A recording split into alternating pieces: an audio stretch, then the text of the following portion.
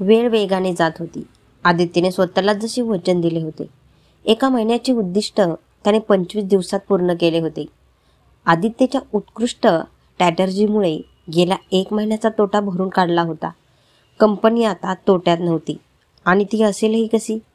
आदित्यच्या क्षमतेला कोणत्याही पुराव्याची गरज नव्हती, पण आता गरज होती त्या प्रोडक्टमधून नफा मिळवून कंपनीच्या गुंतवणूकदारांना हे दाखवण्याची की ते प्रोडक्ट आदित्य किंवा कंपनीच्या हितासाठी चुकीचा निर्णय घेतला नव्हता. हा 1 महिना नक्कीच खूप कठीण जाणार होता. एकीकडे कंपनीची घसरलेली प्रतिष्ठा राखणे आणि त्यावर नफाही मिळवणे खरोखर अवघड होते, पण आदित्य हिंमत हारलेल्यांमधला नव्हता. तर दुसरीकडे वेदिका आणि अक्षयची कल्पना एक वेगळा रंग दाखवत होती. अवघ्या 50 ऑर्डरनंतर ते 1000चा टप्पा गाठणार होते. आदित्य आज सकाळी खूप आनंदात ऑफिसला निघाला होता. नाश्ता करतानाही त्याचा आनंद टेबलावर स्पष्ट दिसत होता. आज ऑफिसमध्ये थँक्स गिव्हिंग स्नेहभोजनाचेही आयोजन करण्यात आले होते. सकाळी 11 वाजता मीटिंगसाठी कॉन्फरन्स हॉलमध्ये पोहोचलेल्या आदित्यने त्याच्या मेसेजची सुरुवात मोठ्या थँक्यूने केली. Thank you everyone. Thank you so much for believing in me. Thank you for all your hard work and devotion. You guys made it possible for RGI. आज आपण आपला पहिला गोल अचीव केला आहे, तेही नियोजित वेळेच्या 5 दिवस आधी. हे आश्चर्यकारक आहे आणि तुम्ही सर्वांनी दिवसरात्र मेहनत घेतल्याचे फळ आहे. आदित्यने आपले बोलणे संपवताच हॉल टाळ्यांच्या कडकडाने दुमदुमला. सर्वांनी टाळ्या वाजवून त्याच्या बोलण्याचे समर्थन केले. पण गाईज, आता आपण खुश होऊन बसू शकत नाही. आपल्यासमोर एक मोठे आव्हान आहे आणि आव्हान आहे गेल्या महिन्यात झालेल्या नुकसानातून दुप्पट नफा मिळवणे. आता आपली खरी परीक्षा सुरू होत आहे. आपण सर्वांनी त्यासाठी तयार असले पाहिजे. भविष्यासाठी आपण आपली आधीच तयार केलेली योजना राबवू, कारण गेल्या 1 महिन्यात आपल्या वेगांना खूप चांगला प्रतिसाद मिळाला आहे. म्हणून ठरल्याप्रमाणे या महिन्यात आपण बाजारात आणल्या जाणाऱ्या नवीन एक्सक्लुझिव्ह रेंजच्या किमती 15 ते 35% वाढवू. नवीन बॅगांच्या वैशिष्ट्यांवर काम करणारी टीम पुढील 2 दिवसात नवीन बॅगांचे प्रेझेंटेशन तयार करेल आणि आपल्याला सांगेल की कोणती नवीन ग्राहक अनुकूल वैशिष्ट्ये आपण आपल्या प्रॉडक्टमध्ये जोडत आहोत. तर गाईज, थँक्यू सो मच तुम्ही मला इथंपर्यंत साथ दिल्याबद्दल आणि कंपनीची प्रतिष्ठा राखण्यासाठी. म्हणून आजपासून आपण आपल्या पुढील लक्ष्याची तयारी सुरू करू आणि गेल्या वेळीप्रमाणे निर्धारित वेळेपूर्वी ते साध्य करण्याचा प्रयत्न करू. आदित्य त्याच्या फाईल्स गोळा करून बाहेर जाण्यासाठी उठणारच होता की अक्षयने वेदिकाकडे पाहिले. सतत लॅपटॉपवर लक्ष ठेवून असलेल्या वेदिकाने मान हलवत अक्षयला इशारा केला. अक्षय उभा राहिला आणि सर्वांना थांबवत म्हणाला, सर, मला काहीतरी सांगायचं आहे. आदित्य थांबला आणि मागे वळून म्हणाला, हो, प्लीज गाईज. मला हे जाहीर करताना खूप आनंद होत आहे की आपण आपल्या उद्दिष्टाच्या 10% नफा आधीच मिळवला आहे. कॉन्फरन्स हॉलमध्ये गोंधळ उडाला. लोक एकमेकांच्या कानात कुजबुजू लागले. मला कळेल का? तू ते कसं काय केलंस? आदित्यने त्याला प्रश्न केला. होय, नक्कीच सर, मी तुम्हाला दाखवतो. अक्षयने वेदिकाकडे इशारा केला आणि वेदिकाने स्क्रीनवर ऑनलाईन मार्केटिंग वेबसाईट उघडली, ज्यामध्ये अलीकडेच 1065 ऑर्डर देण्यात आल्या होत्या आणि सुमारे 5 कोटी रुपयांची विक्री झाली, आणि तीही केवळ 1 महिन्यात. हे अविश्वसनीय होते आदित्यसह संपूर्ण ऑफिससाठी. आणि त्याहूनही आश्चर्याची गोष्ट म्हणजे अक्षयने हे सगळं केलं होतं, ज्याच्याकडून कोणालाच अपेक्षा नव्हती. संपूर्ण हॉलमध्ये पुन्हा एकदा टाळ्यांचा कडकडाट झाला, आदित्यला केलेल्या रिंगिंगपेक्षाही जोरात. अक्षयने हसतमुखाने सर्वांचे स्वागत केले. आदित्य खुश तर होता, पण त्याच्या खुशीत ती गोष्ट नव्हती का माहीत नाही. त्याचे होठ पसरले आणि किंचित हसत बंद झाले. गुड वन, मला माझ्या केबिनमध्ये भेट. अक्षय, आदित्य म्हणाला आणि पटकन त्याच्या केबिनकडे वळला. अक्षयला त्याचं वागणं खूप विचित्र वाटलं. त्याने वळून वेदिकाकडे पाहिलं. वेदिकाने होकारार्थी मान हलवली आणि अक्षय शांतपणे आदित्यच्या केबिनकडे निघाला. मी आय कम इन? अक्षय घसा साफ करत म्हणाला. आदित्य त्याच्या टॅबलेटवर प्रोडक्टची वेबसाईट चेक करत होता. हो, आत ये. अक्षय, तसेही काही दिवसांनी मला तुला आत येऊ का विचारावे लागेल, तो अक्षयकडे न पाहता म्हणाला. त्याच्या चेहऱ्यावर एक व्यंग्यात्मक हास्य होते. अक्षय खुर्ची ओढून त्यावर बसला आणि हसत म्हणाला, काय भाई, सॉरी, पण मला काहीच समजले नाही. आदित्यने टॅबलेट बाजूला ठेवला आणि अक्षयच्या खुर्चीच्या मागे उभा राहिला. तो इतका पण इनोसेंट नाही की तुला काही समजले नाही. या वेबसाईट्स, हे ऑनलाईन मार्केटिंग, हे सर्व गुंतवणूकदारांना प्रभावित करण्याचे मार्ग आहेत, बरोबर? त्याने अक्षयची खुर्ची जोरात फिरवली. आता अक्षयचा चेहरा आदित्यच्या समोर आला. भाई, तू काय बोलत आहेस ते मला समजत नाहीये. मला वाटलं तू मला प्रोत्साहन देशील की मी पहिल्यांदाच काहीतरी चांगलं केलंय. मग तुला मला हे सांगणं गरजेचं का वाटलं नाही? हे पाऊल उचलण्याआधी तू मला एकदा कळवायला हवं होतंस ना. भाई, मला वाटलं की मी तुला सरप्राईज केलं तर तू खुश होशील. बस त्यामुळे काय? ही गोष्ट कॉन्फरन्समध्ये बोलून तू माझ्यापेक्षा चांगला आहेस हे सर्वांना दाखवून द्यायचे होते ना. तू माझ्यापेक्षा जास्त सक्षम आहेस. बोल, असंच ना? अक्षय स्तब्ध झाला. नाही भाई, तू चुकीचं समजत आहेस. मी असा विचार कधीच केला नव्हता. मी नेहमी फक्त तुझा त्रास कमी करण्याचा विचार केला आहे. मला वाटले की माझ्या या पावलामुळे कंपनीला फायदा होईल. बोलता बोलता अक्षयचा गळा भरून आला. काही हरकत नाही. तुला माझी जागा हवी असेल तर घे, आनंदाने घे. पण सगळीकडे तू माझ्यापेक्षा सक्षम आहे हे सिद्ध करण्याचा प्रयत्न तू करून तुला काहीही मिळणार नाही. तसेही सर्व गुंतवणूकदार तुझ्या बाजूनेच आहेत. त्यांना तर वाटत आहे तू माझी जागा घ्यावी, कारण तू आणि तुझी पत्नी खूप सक्षम आहात. आदित्य काहीच विचार न करता फक्त बोलत होता. अक्षय फक्त रडून स्वतःला निर्दोष सिद्ध करण्याचा प्रयत्न करत होता. भाई, मी तुझी माफी मागतो. मला माफ कर. पण तू जो विचार करत आहे ते खरं नाहीये. आदित्यवर कोणता वेडेपणा आला होता माहीत नाही. तो अक्षयला रागाने म्हणाला, जा अक्षय, तुझी कामगिरी अजून सुधार. मी कंपनी सोडल्यावर तूच कंपनीला सांभाळशील ना. अक्षय त्याला समजावून सांगून थकला होता. त्याच्या अश्रूंचा आदित्यवर काहीही परिणाम झाला नाही. तो उठला आणि काही न बोलता शांतपणे बाहेर पडला. वेदिका मोठ्या आनंदाने आणि उत्साहाने केबिनमध्ये फिरत होती. तिला वाटले की आदित्यने फक्त अक्षयची स्तुती करण्यासाठी त्याला केबिनमध्ये बोलावले आहे. पण एक गोष्ट तिला अजूनही त्रास देत होती. अक्षयच्या इतक्या मोठ्या कामगिरीबद्दल आदित्यने सर्वांसमोर कौतुकाचे 2 शब्द बोलणे आवश्यक समजले नाही. त्यामुळे ती थोडी बेचैनही होती. अक्षय मान खाली घालून त्याच्या केबिनमध्ये आला. त्याच्या डोळ्यातून अश्रू टपकत होते. डोळे पूर्णपणे लाल झाले होते. वेदिकाला काहीच समजले नाही. तिने धावत जाऊन अक्षयला मिठी मारली. काय झालं बेबी? तू का रडतोयस? काही झालं का? बोल, सगळं ठीक आहे ना? वेदिका त्याच्या डोक्यावर प्रेमाने हात फिरवत म्हणाली. अक्षय तिच्यासमोरच रडू लागला. वेदिका, मला माहीत नाही त्याला काय झाले. त्याला वाटते मी त्याचा शत्रू आहे. त्याला वाटतं की मी त्याची जागा घेऊ इच्छितो. मला सांग वेदिका, मी असं का करेन? मी कधीच असा विचार केला नव्हता. बघ काय झालं वेदिका. अक्षय तिच्या छातीत घुसून रडत राहिला. वेदिकाच्या चेहऱ्यावरील भाव बदलत होते. आज पहिल्यांदा तिचा राग स्पष्ट दिसत होता. काय झाले? काय म्हणाले अक्षय ते? तो म्हणाला, मी गुंतवणूकदारांना खुश करण्यासाठी हे केले. मला कंपनी माझ्या हातात घ्यायची आहे म्हणून. मला काहीही नको आहे यार वेदिका. तुला तर माहीत आहे ना. वेदिकाने त्याच्या कपाळाचे प्रेमाने चुंबन घेतले आणि हसत म्हणाली, तुला माहितीये तू सर्वोत्तम आहेस. तू या जगातील सर्वोत्तम नवरा आणि सर्वोत्तम भाऊ आहेस. हे घे पाणी पी आणि डोळे मिटून थोडा वेळ आरामात बस. मी आत्ता परत येते. एवढं बोलून ती लॅपटॉपवर काहीतरी टाईप करू लागली. प्रिंटआउट काढली, काही फाईल्स गोळा केल्या आणि बाहेर पडली. अक्षय वेदिकाचा हात धरत म्हणाला, कुठे चालली आहेस? कुठेही नाही. तू बस, मी आलेच. भाईला काहीही बोलू नकोस. तुला माहीत आहे त्याची तब्येत बिघडते. त्याचे बोलणे ऐकून वेदिका थांबली. तिने बोलून त्याच्या डोक्यावर प्रेमाने हात फिरवला, त्याच्या कपाळाचे चुंबन घेतले आणि केबिनमधून बाहेर आली. ती थेट आदित्यच्या केबिनमध्ये गेली. दार न ठोठवता आत आली. कोणतीही औपचारिकता नाही. आदित्य त्याच्या खुर्चीवर बसून काम करत होता. त्याने वर वेदिकाकडे पाहिले. वेदिका तू?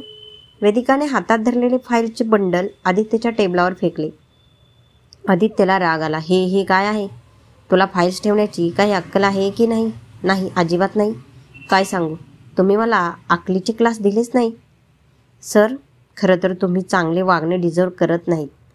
या सगळ्या फाईल्स आहेत ज्यात गेल्या 5 वर्षात तुमच्याकडून किती चुका झाल्या आहेत, ज्याचे नुकसान कंपनीला दीर्घकाळ भोगावे लागले आहे. आदित्यने लॅपटॉपचा फ्लॅप बंद केला आणि मोठ्या आवाजात म्हणाला, आणि हे सगळं मला सांगायचं काय कारण? कारण आहे सर की हे प्रोडक्ट तुमची पहिली चूक नाही आहे. या आधीही तुम्ही अनेकदा चुकीचे निर्णय घेतले पण प्रत्येक वेळी तुमचे चुकीचे निर्णय व्हाईट वॉश करण्यासाठी डॅड असायचे. यावेळी हँडल करायला डॅड नाहीत. तेव्हा तुम्ही लोक शोधत आहेत आरोप त्यांच्यावर करायला. तुला काय म्हणायचं वेदिका? आदित्यच्या भुवया उंचावल्या. प्रॉडक्ट लॉन्चच्या वेळी जी चूक झाली ती ना सायलीची होती ना कायनाची. ती चूक तुमची आणि तुमच्या सिक्युरिटीची होती. फंक्शनच्या संपूर्ण सिक्युरिटी फक्त तुमच्यावर होती. मग ती पर्यावरणवादी सिक्युरिटी तोडून आत कशी आली? तुम्ही ते शोधण्याचा प्रयत्नही केला नाही. तुम्ही सरळ दोषी ठरवलं कायनात आणि तुमच्या मासूम पत्नीला, जी लाकाडाणी असूनही स्टेजवर खूप छान बोलली. भले थोडी बोलली पण जबाबदारीनेच बोलली. अक्षयने मला वेबसाईटबद्दल तुम्हाला सांगण्यास सांगितले होते, पण मी बोलले ॲटलिस्ट तिला यश मिळू दे, मग सांग, म्हणजे तुम्ही खुश व्हाल. पण बघा, स्वतःला बघा, केवढा हा हेवा जलन तुमच्या सख्या भावावर, जो लक्ष्मणाप्रमाणेच मान झुकवून तुम्ही जे बोलतात ते सर्व ऐकतो. त्याने अशी कोणती चूक केली की तुम्ही त्याला इतके दुःखी केले? तुमच्या वाईट काळात तुमच्या खांद्याला खांदा लावून उभे राहणे ही चूक केली होती का? अरे सर, तुम्हाला असा भाऊ मिळाला याबद्दल आभारी राहा. नाहीतर आजचे युग असे आहे की जिथे एक भाऊ दुसऱ्याच्या पाठीत वार करायला थांबतच नाही. तिला थांबवण्यासाठी आदित्य रागाने जागेवरून उठला. वेदिकाने त्याच्या चेहऱ्यासमोर तिचा हात पुढे करून त्याला तिथेच थांबवले. नाही, आज मी बोलणार, तुम्ही ऐकणार. तुम्हाला भोळी भाबडी बायको मिळाली आहे म्हणून तुम्ही तिचं मन दुखावण्यात कोणतीही कसर सोडत नाही. खरं सांगायचं तर तुम्ही बेस्ट तर सोडाच, तुम्ही एक जबाबदार नवराही नाही. वेदिका त्याच्या चेहऱ्यासमोर चुटकी वाजवून बोलली. पण एक गोष्ट नीट लक्षात ठेवा, भविष्यात जर तुम्ही माझ्या नवऱ्याला एकही शब्द असा बोललास ज्यामुळे त्याला त्रास होईल, तर माझ्यापेक्षा वाईट कुणीही नसेल. तुम्ही ना एक चांगला नवरा आहे ना भाऊ. तुम्ही फक्त एक बिझनेसमॅन आहे, दुसरे काही नाही. हे लक्षात ठेवा. मला माहीत आहे की माझी बोलणे तुम्हाला मिरचीसारखे वाटत असेल, पण तुम्हाला याची खूप गरज आहे. आणि हा माझा राजीनामा आहे. मी आता तुमच्या कंपनीचा भाग नाही आहे. मला माफ करा. वेबसाईटसाठी तुम्ही ऑनलाईन मार्केटिंग मॅनेजरशी संपर्क साधू शकता. तिथून तुम्हाला डिटेल मिळेल. आणि आता अक्षयही तुमच्या प्रोजेक्टचा भाग नाही आहे. मी त्याला कोणत्याही कारणास्तव रडताना पाहू शकत नाही. तुम्ही कधीही कुटुंब सांभाळू शकत नाही. फक्त बिझनेस सांभाळा. थँक्यू. वेदिकाने तिचा राजीनामा आदित्यच्या टेबलावर फेकला आणि त्याच्या उत्तराची वाट न पाहता वळून निघून गेली. आदित्य उठून वेदिकाला काही बोलण्यापूर्वीच वेदिका वाऱ्याच्या वेगाने खोलीतून बाहेर निघून गेली. आदित्य अवाक झाला. वेदिका आणि अक्षय दोघांचेही राजीनामे समोरच्या टेबलावर पडलेले होते. वेदिका त्याच वेगाने परत तिच्या केबिनमध्ये आली. अक्षय अजूनही डोळे मिटून खुर्चीवर बसला होता. वेदिका तिच्या डेस्कवरून सर्व सामान गोळा करू लागली. वेदिका काय झालं? सामान कुठे नेत आहेस? घरी. का? काय?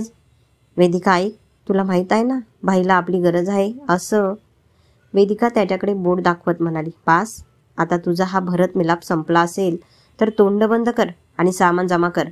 आता आपण या ऑफिसचे एम्प्लॉय नाही. वेदिका, एम्प्लॉय? आपण या ऑफिसचे एम्प्लॉय कधीच नव्हतो. ही आपली संस्था आहे. आपण यातून वेगळे कसे असू शकतो? वेदिका, जी पटकन तिचा चार्जर, इयर प्लग आणि बॉटल बॅगेत भरत होती, अचानक थांबली. तुझ्या भाईची, तुझी नाही, हे डोक्यात बसव. ही संस्था फक्त तुझ्या भावाची आहे. इथे तुझी किंमत फक्त एवढीच आहे, एका ऑफिस बॉयसारखी, जे तुला तो काम सांगेल ते करायचे, बास. यापेक्षा जास्त काही नाही. वेदिका प्लीज, असा रागात निर्णय घेणे योग्य नाही. एकदा आपण डॅडशी बोलू प्लीज. तू. वेदिका त्याच्या खुर्चीजवळ आली आणि त्याच्या डोक्यावर प्रेमाने हात फिरवत म्हणाली. तू मला काय समजत आहेस? मी तुला तुझ्या भावाचा विश्वासघात करायला तर सांगत नाही ना. तुला काही दिवस त्याच्यापासून दूर ठेवावं लागेल, म्हणजे त्यांना तुझं महत्त्व कळेल.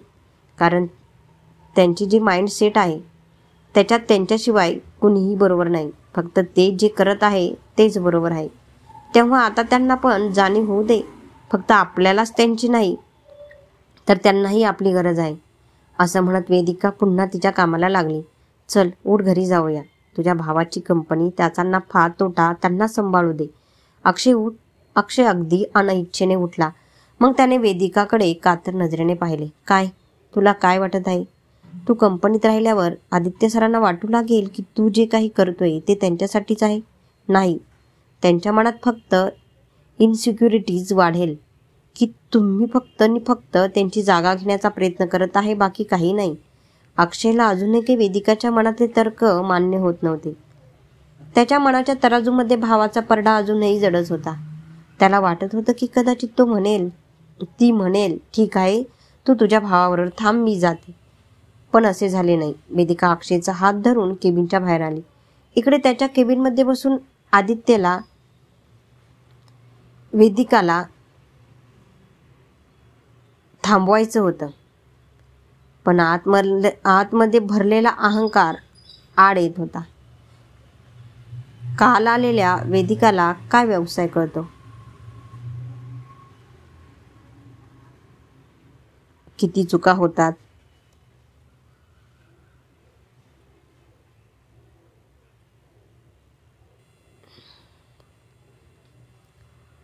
इकडे त्याच्या केबिनमध्ये बसलेल्या आदित्यचं खूप मन झालं की त्याने वेदिकाला थांबवावं, पण मनात भरलेला अहंकार आड येत होता. काल आलेल्या वेदिकाला काय माहीत की बिझनेस कसा चालवतात, किती डावपेच असतात. तिला फक्त स्त्रियांसारखे नखरे दाखवायचे आहेत. आणि अक्षय, ज्याला कंपनीच्या मालकाच्या खुर्चीवर बसायचे, तो काय राजीनामा देणार आहे. हे सगळे चोचले आहेत. आदित्यचं डोकं माहीत नाही कुठे फिरत होतं. त्याने असाही विचार करायला सुरुवात केली होती, हो ना हो त्या इव्हेंट लॉन्चच्या वेळी झालेल्या गोंधळामागे कदाचित अक्षयचाच हात असावा. आदित्य हा सुरुवातीपासूनच असा होता, नेहमी सुपेरियरिटी कॉम्प्लेक्सने ग्रसित. तो सगळ्यांपेक्षा सर्वोत्कृष्ट आहे. त्याच्यापेक्षा श्रेष्ठ कुणीच असू शकत नाही. तो जे करू शकतो ते इतर कुणीही करू शकत नाही. अशा स्थितीत त्याचा जिवलग मित्र आणि देशातील एक सुप्रसिद्ध आणि कर्तबगार उद्योगपती श्यामराव यांचा त्याच्यावरचा विश्वास त्याला आणखीनच अभिमानाच्या खाईत लोटत होता. तो त्या दोघांनाही समजायला गेला नाही. वेदिका आणि अक्षय ऑफिसमधून निघून गेले. आदित्यने केबिन आतून लॉक केली आणि टेबलावर डोकं ठेवून बसला. त्याच्या डोक्यात एकाच वेळी शेकडो करंट चालू होता. काय, का, कसे? श्यामराव गेल्या 3 दिवसांपासून आदित्यचा फोन उचलत नव्हते. त्यामुळे आदित्य आणखीनच चिडला आणि अस्वस्थ झाला होता. आज पुन्हा त्याने श्यामरावला 2दा फोन केला, पण फोन उचलला नाही. त्याचा राग गगनाला भिडला होता. तो त्याच्या केबिनमधील भव्य काचेच्या भिंतीवर सतत पंच करत होता, जिथून संपूर्ण शहर धावताना दिसत होते. पुन्हा एकदा श्यामरावला फोन केला. इतक्यात फोन उचलला.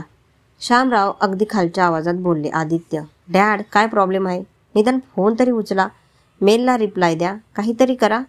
आता यावेळी कुठे आहे तुम्ही? याच महिन्यात तुम्ही परत येणार आहे ना? हो आदित्य, मी विजा वाढवला आहे. खरं तर काही परिस्थिती अशी निर्माण झाली की मला विजा वाढवावा लागला, पण काळजी करू नकोस. सगळं ठीक झाल्यावर मी परत येईल. सगळं ठीक झाल्यावर म्हणजे? डॅड, काय झालं? काही प्रॉब्लेम आहे का? बोला. नाही, काही नाही, काळजी करू नको. तिथे सर्व ठीक आहे ना? आदित्यला समजले होते श्यामराव काहीतरी लपवत आहे. डॅड, सगळं ठीक आहे ना? श्यामरावने दीर्घ श्वास घेतला. होय, सर्व ठीक आहे. खरं तर या देशात वैद्यकीय आणीबाणी लागू करण्यात आली आहे. कोरोनाचा ब्रेकआउट पुन्हा झाला आहे. खूप गंभीर प्रकरणं येत आहेत. काही लोकांचा मृत्यू झाला आहे. पुढील काही दिवस विमानसेवा बंद करण्यात आली आहे. तुम्ही आणि मॉम ठीक आहे ना? तुम्ही म्हणत असेल तर मी चार्टर्ड प्लेन. नाही, तशी काही गरज नाही. आम्ही सतत इंडियन एम्बेसीच्या संपर्कात आहोत. परिस्थिती थोडी सुधारली की सुमित्रा आणि मी परत येऊ. काळजी करू नकोस. मी एकदम ठीक आहे. आदित्य, स्वतःची आणि मॉमची काळजी घ्या. विनाकारण बाहेर पडू नका. ऑफकोर्स बेटा, काळजी घे. तुम्ही पण डॅड. असे म्हणत आदित्यने फोन कट केला. श्यामरावला थोडंसं काळजीत पडलेलं पाहून त्याला त्यांच्यासोबत व्यवसाय आणि अक्षयबद्दल बोलणे योग्य वाटले नाही. आता हा भार तो कोणाबरोबर शेअर करेल? जर श्यामरावांना सांगितले असते तर त्याचे ओझे हलके झाले असते. त्याने कधीच सायलीला यासाठी पात्र मानले नाही, म्हणून आता तो कोणाकडे जाणार? आदित्यने फोन टेबलावर आपटला आणि डोळे मिटून बसला. काही वेळ तो त्याच्या पायांनी त्याची रिक्लायनर हलवत राहिला. तेवढ्यात फोनवर एक मेसेज आला. आदित्यने अर्ध्या उघड्या डोळ्यांनी फोनकडे पाहिले. स्त्रीरोग तज्ज्ञ क्लिनिकमधून एक मेसेज आला होता. सायलीचा 3रा महिना जवळजवळ पूर्ण होणार होता. आज पुढील प्रसूतीपूर्व सत्रासाठी संध्याकाळची अपॉइंटमेंट होती. आदित्यने फोन उचलला. सायलीला फोन लावला. हां सायली, तयार राहा. मी 2 तासात तुला घ्यायला येतोय. आपल्याला संध्याकाळी डॉक्टरकडे जायचं आहे ना? हो ठीक आहे. ड्रायव्हर येणार नाही, तुम्ही येणार का? हो. तो आज रजेवर आहे, तयार राहा. आदित्य फोन ठेवणारच होता तेवढ्यात सायलीचा आवाज आला. ऐका. हो बोल. सायली अगदी खालच्या आवाजात म्हणाली. लग्नाच्या दुसऱ्या वाढदिवसाच्या शुभेच्छा. आदित्यने डोळे घट्ट मिटले. अक्षय आणि वेदिकाने सकाळीच त्याला शुभेच्छा दिल्या होत्या. ऑफिसला पोहोचताच सायलीला शुभेच्छा द्याव्यात असंही त्याला वाटलं होतं, पण घाई आणि गोंधळात तो सगळं विसरून गेला. काय झालं? तुम्ही माझं बोलणं ऐकलं की नाही? हो. तुलाही हॅप्पी ॲनिव्हर्सरी. जान. सायली खुश झाली. ठीक आहे, मी तयार राहील, लवकर या. हो, आणि तयार हो. आज संपूर्ण दिवस आणि रात्र आपण एकत्र घालवणार आहेत, समजलं? हाय, खरंच? सायली 2-3 वेळा फोन छातीजवळ धरून खोलीवर नाचली. तयार राहा. आदित्यने फोनवर तिला एक किस पास केला आणि हसला. थोडाच वेळ झाला होता. त्याचे लक्ष श्यामरावने त्याला वाढदिवसाच्या शुभेच्छा का दिल्या नाहीत याकडे गेले. ते इतके व्यस्त कुठे झाले आहेत की तो त्यांच्या जीवापेक्षाही प्रिय मुलाच्या लग्नाचा वाढदिवस विसरले. आणि त्यांना तर सोडा, मॉमही विसरली. आदित्यचा चेहरा फुगला. तसेही सकाळी अक्षयशी झालेल्या भांडणानंतर त्याचा मूड खूपच खराब होता, पण त्याने ठरवले होते की आज तो सायलीला परत सोबत घेऊन येईल. ती एकमेव अशी आहे जी त्याच्या रागाचा बळी पडूनही त्याच्यावर रागवत नाही. अन्यथा जर त्याला वेदिकासारखी मिळाली असती तर आदित्य खूप आधीच सुधारला असता. बस आता, आपण खूप दिवस वेगळे राहिलो आहोत. आता आपण प्रत्येक परिस्थितीत एकत्र राहू, काहीही झाले तरी.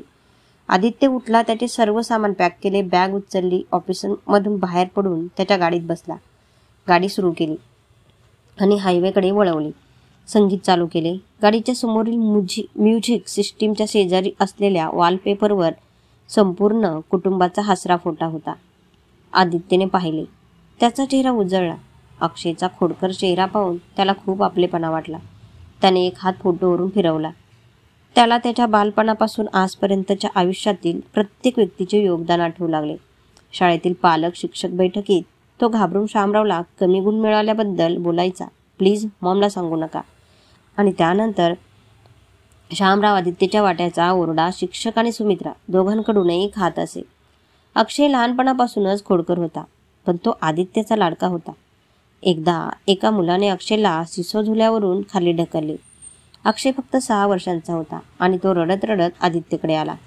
त्यानंतर आदित्यने त्या मुलाला इतकी मारहाण केली की श्यामरावला पुन्हा एकदा मुख्याध्यापक आणि मुलांच्या पालकांची लेखी माफी मागावी लागली. तो लहानपणापासूनच श्यामरावचा लाडका होता. अक्षयवरही ते खूप प्रेम करायचे, पण त्यांचे आदित्यशी वेगळेच नाते होते. काही दिवसांनंतर श्यामरावला जाणवले की आदित्य जसा मोठा होत आहे तसे त्याचे वर्तन बदलत आहे. आता जर श्यामरावने अक्षयकडे थोडे जास्त प्रेम दाखवले किंवा त्याच्यासाठी काही खास केले तर आदित्य रागावून पाय आपटत त्याच्या खोलीत जायचा. अक्षयला काही फरक पडत नव्हता. तो त्याच्या खेळण्यांमध्ये खुश असायचा. श्यामरावने त्याच्या या वागण्याला सामान्य करण्यासाठी त्याला आधी बोर्डिंग स्कूलमध्ये टाकले आणि नंतर त्याला परदेशात पाठवले. कदाचित त्यांच्यापासून दूर राहिल्यावर तो सामान्य होईल. आदित्यच्या लग्नानंतरचा तो सर्वात मोठा काळ होता जेव्हा आदित्य श्यामराव यांच्यावर रागवून चिडचिडा राहत होता. आदित्यला त्याच्या वडिलांच्या नजरेत नेहमीच उंच राहायचे होते आणि दुसरे काही नाही. त्याला पैसा, कंपनी किंवा कशाची ओढ नव्हती, पण त्याला वडिलांच्या आणि समाजाच्या नजरेत एक यशस्वी व्यक्तिमत्व बनायचे होते. माहीत नाही का, आता मनात पश्चातापाची भावना जन्म घेऊ लागली. विनाकारण किती दिवस तुझा राग तुझ्या घरच्यांवर काढणार आहेस आदित्य? सगळेजण तुझ्यावर प्रेम करतात. तुझा भाऊ, जर त्याला तुझ्या जागेचा लोभ असता तर त्याने का तुझ्यासाठी आयडिया सांभाळून ठेवली असती? गुंतवणूकदारांसमोर सादर करून त्यांना प्रभावित केले असते, पण त्याने तसे केले नाही. कसला भाऊ आहेस तू आदित्य? अक्षय हसून सायलीला काही बोलायचा तेव्हाही तुझं मन जळायचं का? तू तुझ्या प्रोफेशनल लाईफमध्ये एवढा घुसला आहेस की आता तुझ्यासाठी कोणालाच महत्त्व नाही, फक्त तू आणि तुझे व्यावसायिक ध्येय. आदित्यने स्टेअरिंगवरची पकड घट्ट केली होती, पण त्याचे डोळे पाणवायला लागले होते. परत जाऊन अक्षयला मिठी मारावी, त्याची माफी मागावी असे त्याला वाटत होते. आदित्यने दुसऱ्या हाताने डोळे पुसले. बस, नाही, आता नाही. आता तो सगळं ठीक करेल. श्यामराव परत येण्यापूर्वी आदित्य त्याच्या वडिलांप्रमाणे संपूर्ण कुटुंबाला पुन्हा एकत्र जोडून ठेवेल. तो सायलीला परत आणेल. अक्षय आणि वेदिका दोघांची माफी मागेल. सर्व काही पुन्हा पूर्वीसारखे होईल आणि तो आणि अक्षय मिळून व्यवसाय सांभाळतील. हा सगळा विचार करून आदित्यचं डोकं जड होऊ लागलं होतं. त्याला समजले की त्याला मायग्रेन सुरू होत आहे. कानापासून गालापर्यंतचा भाग चमकदार लाल झाला होता. कपाळावर लालसरपणा येऊ लागला आणि मग अचानक डोक्याच्या त्या भागात शेकडो सुया टोचू लागल्याप्रमाणे वाटले. आदित्यने गाडी बाजूला केली. त्याने बॅगेच्या पुढच्या खिशात हात घातला. त्याच्या औषधाचे पाकिट रिकामे होते. जर सायली तिथे असती तर तिने त्याच्या औषधाची किती काळजी घेतली असती. गेल्या 2-3 आठवड्यांपासून डोकेदुखी झाली नाही, त्यामुळे आदित्यने औषध ठेवणे बंद केले होते. महामार्गापासून फक्त अर्धा किलोमीटर अंतरावर सायलीच्या गावाकडे जाणारा कच्चा रस्ता होता. शहरात परतण्यासाठी त्याला 30-35 किलोमीटर मागे जावे लागणार होते. डोकेदुखी इतकी तीव्र होती की त्याने स्टिअरिंग व्हीलवर पकड सैल होत होती. डोळे अंगारासारखे जळत होते. मोठ्या हिमतीने आदित्यने स्टिअरिंगवरली आपली पकड धरली. परत जाणे मूर्खाचे ठरले असते. अर्ध्या किलोमीटरवर गाव आहे. मी सुयशला फोन करून बोलावतो. घरी पोहोचल्यावर त्याच्याकडून औषध मागवतो. की मी अक्षयला बोलावू? तो शहरातून येईल इकडे. त्यालाही ट्रॅफिकमध्ये 2-2.5 तास लागतील. सोड, फक्त अर्ध्या किलोमीटरची तर गोष्ट आहे. कच्च्या रस्त्यावर एकदा वळसा घेतला की सुयश नक्की येईल. काही विचार न करण्याच्या अवस्थेतही आदित्यने खूप विचार केला होता. त्याने मोठं धाडस दाखवून गाडी पुन्हा स्टार्ट केली. तिला वळवून परत रस्त्यावर आणायला सुरुवात केली. डोळे वेदनेने फडफडत होते. पाठीमागून एका वाहनाचा मोठा आवाज ऐकू आला. तो ओव्हरटेकिंगसाठी इंडिकेटर देत होता. जोरात आवाज देणारा हॉर्न, एवढा जोरात जणू कानाचा पडदा फाटून टाकेल. आदित्यने साईड मिरर बघून ओव्हरटेक करण्यासाठी जागा दिली. तोपर्यंत मागून भरधाव वेगात आलेला एका ट्रकने त्याच्या कारला इतक्या जोरात धडक दिली की त्याची कार एका झटक्यात हवेत उडाली. जमिनीपासून काही फूट वर आणि परत जमिनीवर पडताच कारची संपूर्ण विंडशील्ड एका झटक्यात चकनाचूर झाली. ट्रकही समोरून खूप खराब झाला. मोठ्या उत्साहाने घेतलेली त्या 5 कोटीच्या आलिशान स्पोर्ट्स कारच्या एअरबॅगने उघडण्यासाठी 1 मिनिट लावला. आणि हा 1 मिनिट, पूर्ण 1 मिनिट कोणाच्या तरी जीवन मरणाचा प्रश्न बनला. धन्यवाद.